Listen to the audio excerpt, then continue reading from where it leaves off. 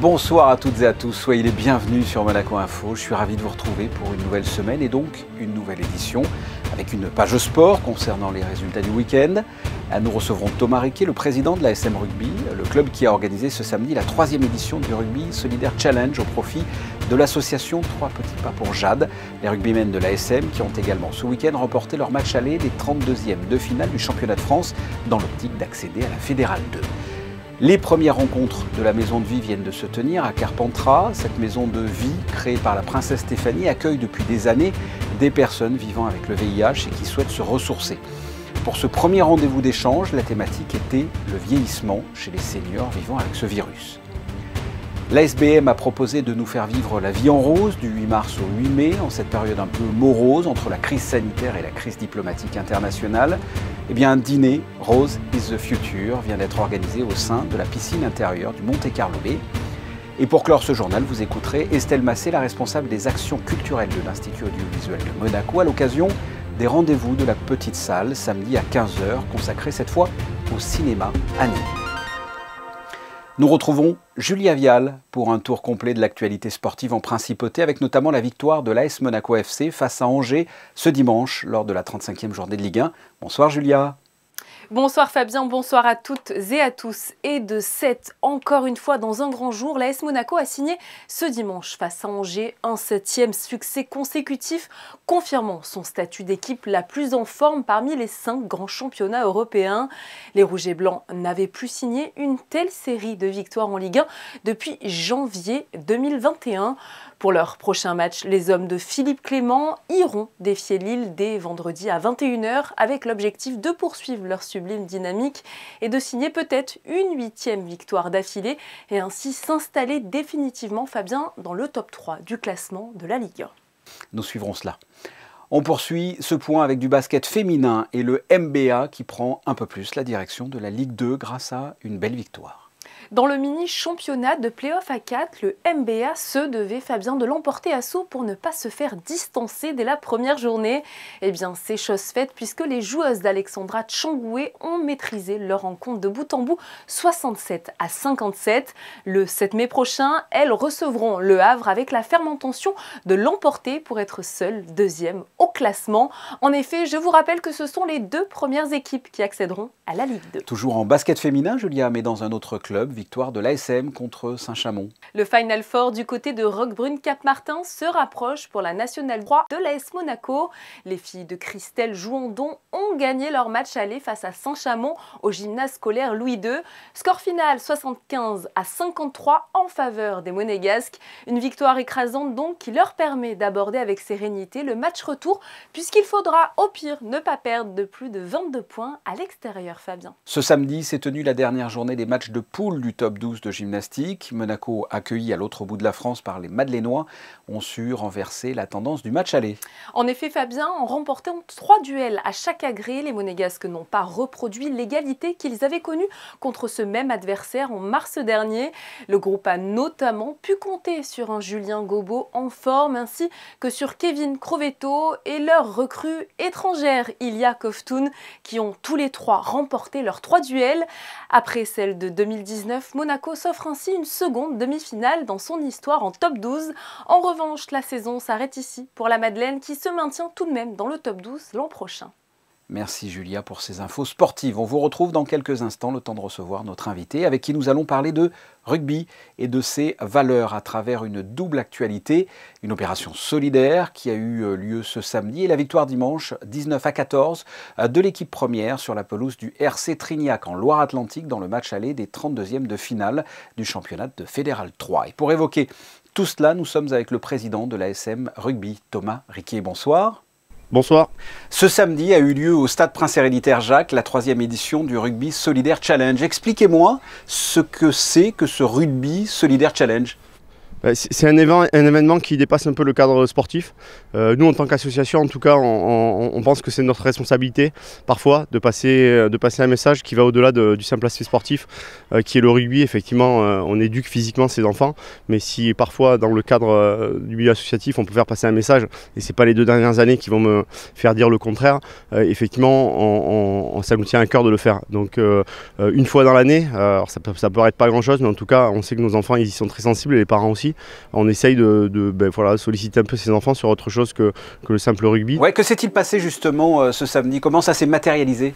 Alors il y a 2 parties, une partie relais un peu à l'image d'un no finish line qui permet de ramener les fonds financiers pour cette association, et cette année c'était une association qui est autour d'une petite qui s'appelle Jade. Ouais, c'était 3 petits pas pour Jade, et qui a travaillé aussi en coordination avec les enfants de Francky sur le thème du handicap. On voulait sensibiliser nos enfants pour dire qu'effectivement il n'y avait pas tant de différence que ça finalement, à partir du moment où les choses étaient faites bien et adaptées. Et après il y avait un deuxième versant qui était ce qu'on appelle le village solidaire, où là effectivement il y a plusieurs ateliers, qui sont des ateliers éducatifs basés sur les premiers secours avec le 06, mais la Croix-Rouge l'avait fait aussi il y a quelques années avec nous, où on éduque nos enfants au geste de premier secours, à alerter, secourir, et ce qui est un massage cardiaque initialement, et ce que tout le monde doit être censé faire sur le bord de la route.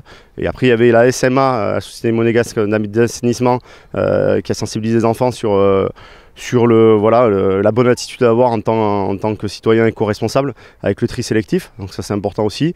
Il y avait le comité antidopage qui a remis les valeurs de tricherie, de bonne préparation par rapport à un sport haute performance. Éduquer les enfants au plus jeune âge, je pense que c'est là aussi le secret. Et il y avait aussi une tente avec ce versant handicap où on sensibilisait nos enfants avec Jade et les parents de Jade qui ont été formidables et qui nous ont accompagnés toute la journée, et les enfants de Francky aussi. C'était pour l'association, donc on l'a dit, 3 petits pas pour Jade. Un mot sur cette association? C'est une association, effectivement, c'est les parents qui ont énormément de courage, qui se battent au quotidien pour accompagner leur petite fille qui a une maladie génétique et qui veut évoluer comme tous les autres enfants.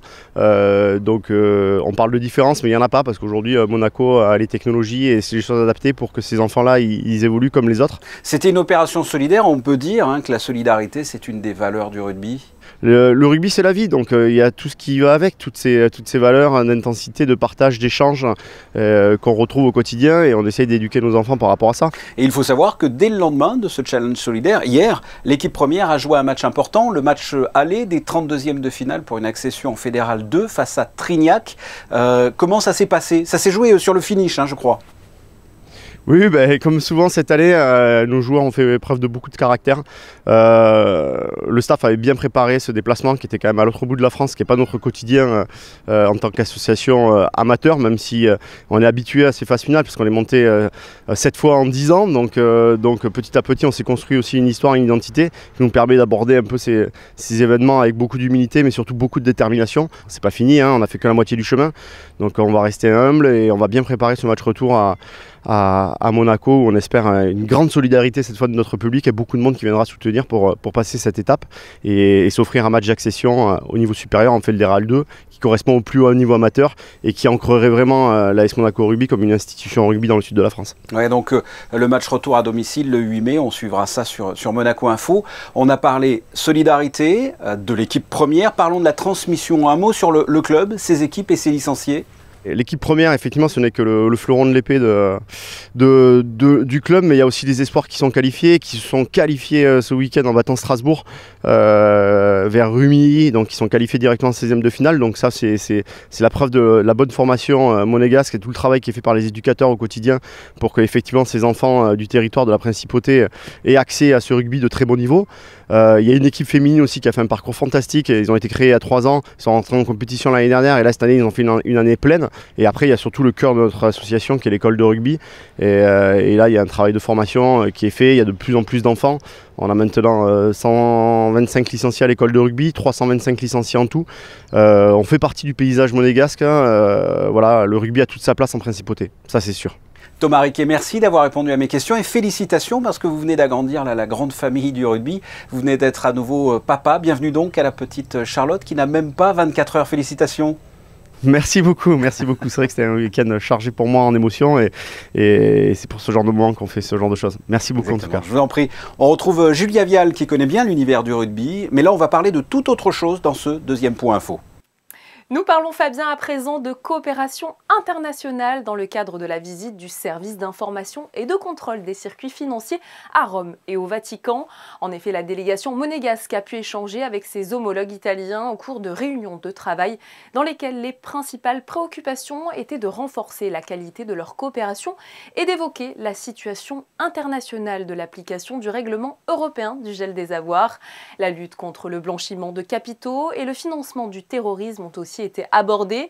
Les représentants du Saint-Siège et d'Italie ont été invités à venir à Monaco à leur tour pour resserrer ces différentes coopérations. Le Monte Carlo Film Festival de la Comédie s'est déroulé du 25 au 30 avril. Quels sont les films qui ont retenu l'attention du jury ? Pour commencer, le film canadien Babysitter remporte 2 prix, le prix du meilleur film et celui du meilleur acteur à Steve Laplante. La meilleure réalisation revient à l'espagnol Dani de la Orden pour Mama au Papa. Le film danois Miss Viborg remporte lui le prix spécial Jury Award pour un premier long métrage, Fabien, exceptionnel. Le prix du public a lui été décerné au film italien Una boccata d'aria réalisé par Alessio Loria. Et enfin, le prix Short Comedy Award dans la section consacrée au court-métrage revient au film d'origine kenyane A Guide to Dining Out à Nairobi. Pour finir, on vous rappelle une bonne nouvelle pour les enfants, Julia, avec la réouverture de la salle d'anniversaire du parc Princesse Antoinette. Après 2 années de fermeture, la salle d'anniversaire a rouvert ses portes le 23 avril dernier. Pour rappel, cette petite maison située à l'entrée supérieure du parc est mise à disposition des personnes résidant ou travaillant à Monaco pour organiser des fêtes d'anniversaire. Attention, 19 personnes maximum sont admises dans la salle.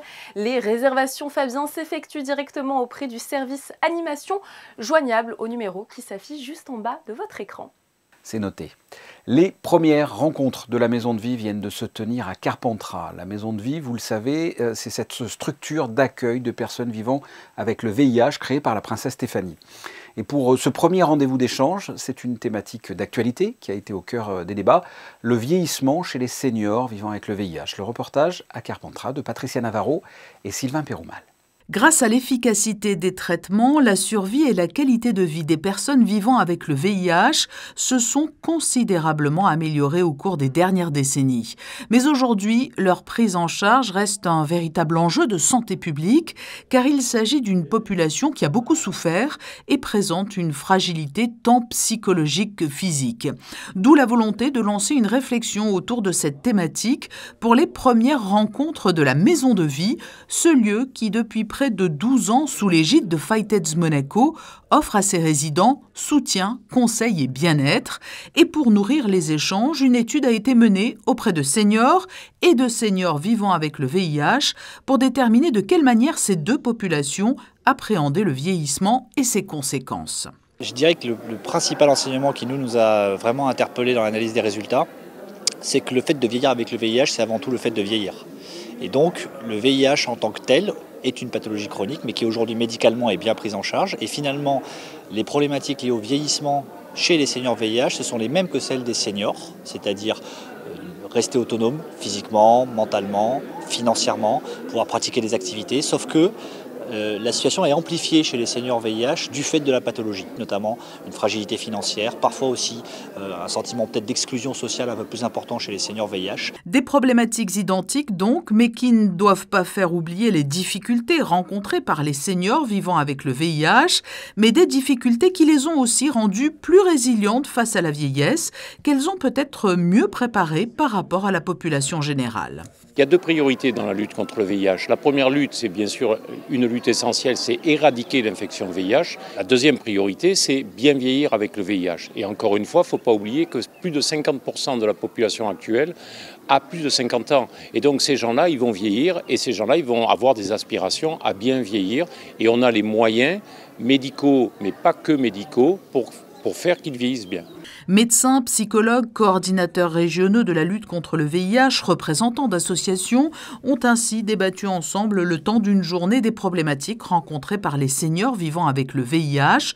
Cela passe encore aujourd'hui par le rejet de la stigmatisation, par une meilleure information, en rappelant que grâce aux traitements actuels, l'indétectabilité du VIH entraîne l'intransmissibilité ou la reconnaissance d'une fragilité physique, mentale et financière. Vous avez peut-être aperçu ces roses des vents qui tournaient justement au gré du vent du côté de Monte-Carlo. Eh bien, toujours dans cette thématique, Ma vie en rose, souhaitée par la SBM, un grand dîner a été organisé ce samedi avec pour intitulé « Rose is the future » au sein de la piscine intérieure du Monte-Carlo Bay. Un reportage de Vanessa Dessy, Thomas Deus et Clélia Renaud. Une soirée futuriste, haute en couleurs, à la fois astrale et moderne. À l'occasion du dernier événement de la saison Ma vie en rose, la piscine intérieure du Monte-Carlo Bay s'était transformée en une véritable soucoupe volante où les convives embarquaient vers les étoiles le temps d'un dîner gastronomique signé Marcel Ravin. C'est un voyage cosmique, c'est un challenge aussi. C'est une première pour moi, mais j'adore les challenges et je l'ai toujours dit. Ici, à Monaco, tout est possible à condition de le vouloir. Alors, je le voulais et j'espère que nos clients vont aussi voyager, auront le sentiment de quitter justement cette planète Terre pour aller vers décrocher les étoiles. Au programme, le grand compositeur Thomas Roussel a fait résonner une musique de l'espace. Pour un voyage à travers la galaxie, le chef étoilé s'est inspiré de ses compositions sonores afin d'élaborer une cuisine encore plus cosmique. On va commencer par un triptyque de caviar et tout sur le végétal, marin et le caviar du pauvre qui est les lentilles. La salicorne, vous me prenez les belles tiges de salicorne. Je ne veux pas avoir un bout de salicorne qui soit avec un morceau, par exemple, comme ça, hein, Pascal, hein, tu leur dis. Hein. Je veux la tête de la salicorne. On va continuer sur un crudo de sariole, qui est un poisson d'ici, avec bien sûr des légumes. J'ai la chance d'avoir le potager. Et ce sera un brouillon d'eau de coco, infusé avec des herbes aromatiques. Et bien sûr, il y aura de la rhubarbe dedans pour amener cette petite couleur rose et cette acidité. Après, on va continuer sur cette fameuse volaille que je parlais, de la volaille impé, qui est un petit producteur ici. On va décliner la volaille sur toutes ses facettes. Et cette volaille sera laquée de différents coloris, mais à base de légumes purement naturels. Le menu a été clôturé avec un dessert façon météorite, creusé sur un jeu de différentes saveurs. Tout un programme gustatif. Nous vous parlons régulièrement des projections de l'Institut audiovisuel, l'Institut qui organise dans sa petite salle une thématique consacrée cette année aux pionniers du cinématographe, avec samedi prochain à 15 h une séance dédiée au cinéma animé. Je vous propose d'écouter à ce propos la responsable des actions culturelles de l'Institut audiovisuel de Monaco. En France, en fait, il y a eu au moment du cinéma, du début du cinéma, des dessinateurs qui étaient caricaturistes, affichistes, qui se sont intéressés au cinéma et qui ont réalisé les premiers films d'animation. On croit à tort que c'est Walt Disney, mais non. Déjà, Émile Cole, par exemple, en 1908, sortait son premier film. Après, il a fait même des séries qui étaient diffusées au cinéma, qui s'appelaient par exemple Les Aventures des Pieds Nickelés.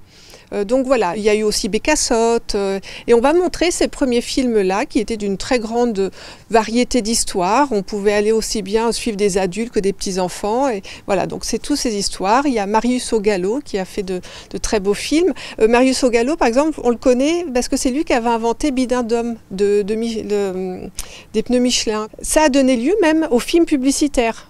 Les films publicitaires à cette époque-là, ceux qui étaient diffusés au cinéma, étaient réalisés par ces mêmes auteurs de films. Et pour les découvrir, le rendez-vous ce samedi 15 h à l'Institut. La séance est à 5 €. Il vaut mieux réserver en contactant l'Institut audiovisuel de Monaco. Mais avant cela, qu'en est-il de la météo de ce mardi ? La grisaille sera de retour demain et risque d'ailleurs de s'installer tout au long de la semaine. Pas de grand soleil donc à l'horizon. Pour ce mardi 3 mai, les températures, Fabien, seront douces et comprises entre 14 et 19 degrés. Demain, nous fêterons les Philippes. Saint-Philippe, qui était un des 12 apôtres. On célèbre également le même jour Jacques le Mineur, qui lui aussi était un des 12 apôtres. Passons aux photos du jour avec une petite devinette. On y glisse l'hiver et on y boit la tasse le reste de l'année. Qui suis-je ? Eh bien tout simplement, le stade nautique Régnier 3. La piscine, située sur le port Hercule, vient d'ouvrir ses portes ce lundi. Ce sont des photos de Michael Alési et ce sera aussi l'objet d'un reportage dans l'édition de demain 19h que j'aurai le plaisir de vous présenter. Passez une excellente soirée, portez-vous bien. Au revoir.